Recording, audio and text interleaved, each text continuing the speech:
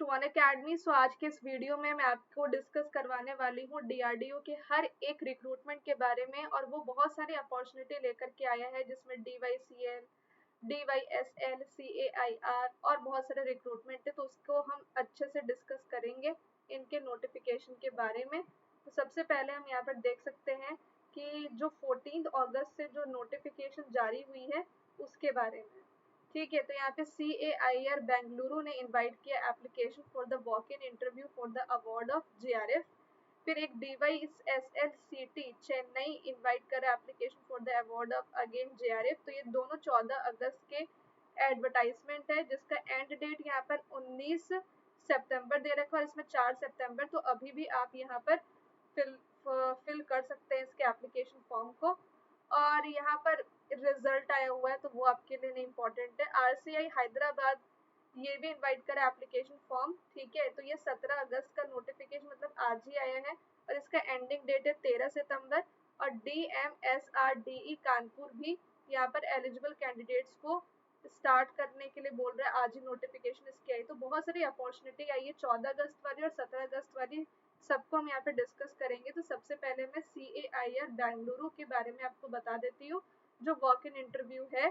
तो यहाँ पर हम पहले इसके एडवर्टाइजमेंट को ओपन करेंगे, और इस तरीके से हमारा जो न्यू टैब में PDF इसका ओपन हो रहा है।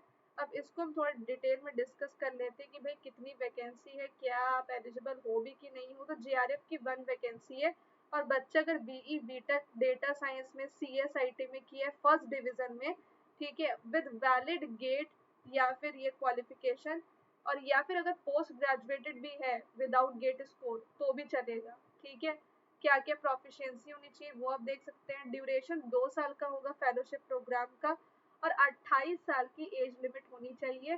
3 साल OBC के लिए एक्सटेंड किया गया, और 5 साल SC ST और PH के लिए।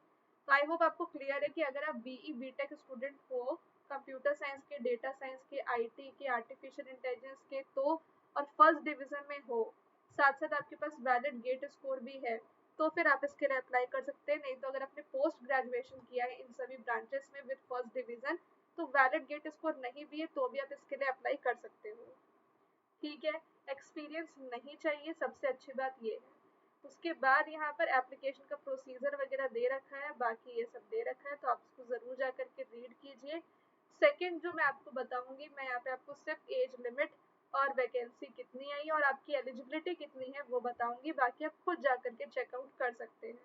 अब इसका मैं एक बार रीड कर देती हूँ। जो DYSL का रिक्रूटमेंट चेन्नई ने निकाला है, तो इसकी क्या एलिजिबिलिटी वगैरह है, तो ये भी जूनियर रिसर्च फेलो यानी कि JRF के लिए। इसमें भी मिनिमम एलिजिबिलिटी क्राइटेरिया सेम ही रखा गया है कि BE BTech होना चाहिए विद CSIR नेट या गेट क्वालिफिकेशन, या फिर आपने पोस्ट ग्रेजुएशन डिग्री की है विदाउट एनी गेट स्कोर वगैरह तो भी आप एलिजिबल हो। अगर आपने BE BTech किया है फर्स्ट डिवीजन में, ठीक है, या और गेट क्वालिफिकेशन है, तो आप यहाँ पर अप्लाई कर सकते हो। इलेक्ट्रिकल वाले भी, कंप्यूटर साइंस का बच्चा तो 100% कर सकता है।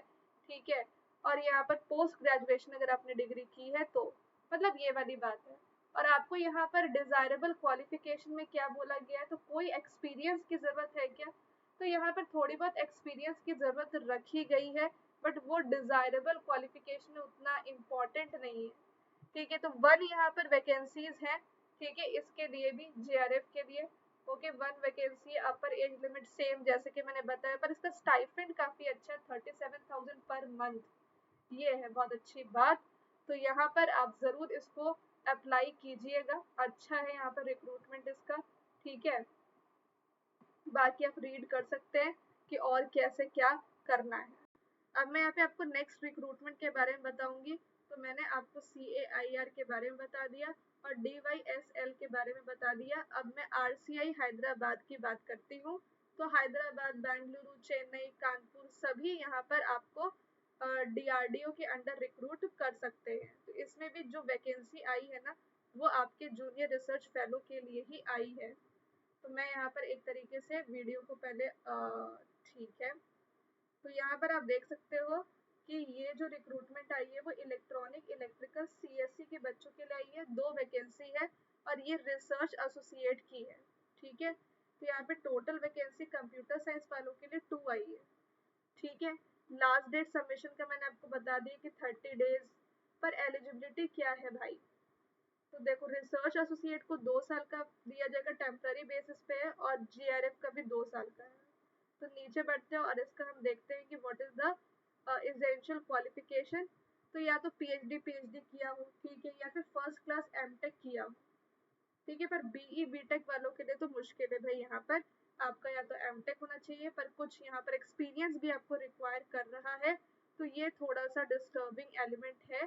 पर बाकी जो आप देख सकते हो, हैदराबाद को छोड़ करके बाकी दो जो मैंने आपको बताए, उसमें अगर आपका वैलिड गेट स्कोर है, अगर आपने गेट क्वालिफाई भी किया है, तो बीई बीटेक का बच्चा अप्लाई कर सकता है। अब जो लेटेस्ट एक और आया है, आज ही दोनों आए, कानपुर और हैदराबाद वाले, तो इसको भी हम डिस्कस करते हैं। तो ये आपका रिक्रूटमेंट आया है DMRSDE का कुछ ऐसा करके, ठीक है। तो इसको हम डिस्कस करेंगे। तो यहाँ पर देखिए, रिसर्च एसोसिएट का एक वैकेंसी है, जीआरएफ का एक वैकेंसी है, पर ये जो रिक्रूटमेंट निकल करके आई है ना, ये अपने कंप्यूटर साइंस का बच्चा नहीं दे सकता। तो मैं क्यों करूँ डिस्कस भाई? भाई मेरा तो है भाई, कंप्यूटर साइंस के लिए है, तो बताओ, नहीं तो जाओ। ठीक है, ये बात हो गई। तो यहाँ पर जो काम की बात करो मैम, तो काम की बात मैं यही बताऊंगी आपको कि जो बच्चा बीई बीटेक वाला है और उसने गेट को क्वालिफाई भी किया है प्रीवियस ईयर में, तो वो DYSL या CAIR के लिए अप्लाई कर सकता है। और अगर एक बच्चे ने ME MTech किया है और फर्स्ट डिवीजन में किया है, पर गेट स्कोर नहीं है उसके पास, तो वो भी इसके लिए अप्लाई कर सकता है। विदाउट गेट ME MTech होना चाहिए फर्स्ट डिवीजन में। और अगर आपने ME MTech के साथ आपको एक्सपीरियंस भी है, तो आप इसके लिए अप्लाई कर सकते हो। पर ये जो कानपुर वाला रिक्रूटमेंट आया, वो आपके लिए नहीं है अगर आप कंप्यूटर साइंस के हैं तो। बाकी मैंने आपको ये भी बताया कि भाई CAIR में डेटा साइंस और आर्टिफिशियल इंटेलिजेंस का भी रिक्रूटमेंट आया हुआ है, पर वैकेंसीज काफ़ी कम है, एक एक दो दो वैकेंसी है, वो आप देख सकते हैं। बट हाँ, अगर आप अप्लाई करते हैं, क्या पता आपका ही हो जाए।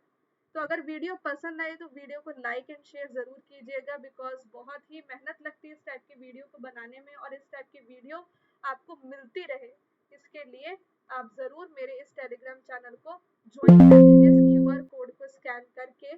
और न्यू बैच आपका स्टार्ट मैंने कर दिया है गेट 2027 के लिए, जहाँ पे मैं थ्योरी ऑफ कंपटीशन का कंप्लीट कोर्स पढ़ा रही हूँ डेली शाम को 6 बजे। आज इसकी दूसरी क्लास है, और शाम को 8 बजे हमारे एल्गोरिदम का कंप्लीट कोर्स चलता है। तो ये दोनों आपको ज्वाइन करना है। Thank you so much and let's crack it. और हाँ, अभी ऑफर भी चल रहा है अनअकैडमी का, जहाँ पे आपको डबल वैलिडिटी मिलता है। तो अभी आप गेट 2027 की तैयारी सिर्फ 7,500 में कर सकते हो। आपको रेफरल कोड यूज करना है हेलो सोनू 01, जिससे कि आपको डिस्काउंट और मेरी पर्सनल गाइडेंस मिल जाएगी। Thank you so much.